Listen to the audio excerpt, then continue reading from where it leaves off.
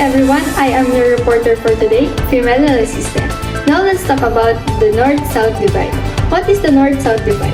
It refers to the economic and developmental disparities that exist between the richer, industrialized, wealthy, developed, and advanced countries in the Northern Hemisphere, are also called the Global North, and the developing, poorer, non-democratic countries in the Southern Hemisphere are also called the Global South.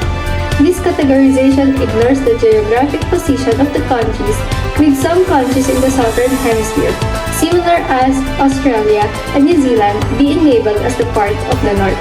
The Global North, or the First Second World, does not refer to any geographic region in traditional sense, but rather to the relative power and wealth of the countries.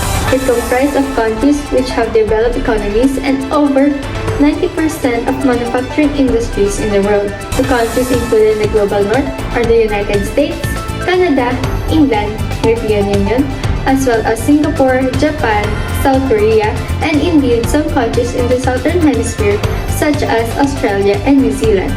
Although these countries account for only 1/4 of the global population, they have higher developed index and gross domestic products that control 80% of the total income around the world.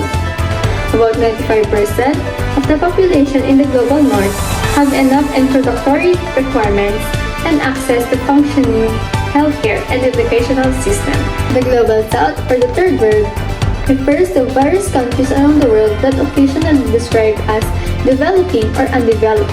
It includes Africa, Latin America, as well as the Middle East, Brazil, India, and some parts of Asia.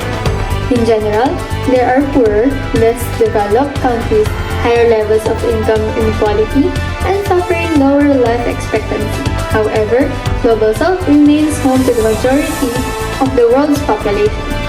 But that population is living in economically dependent nations because they have been unable to evolve an indigenous technology appropriate to their own resources.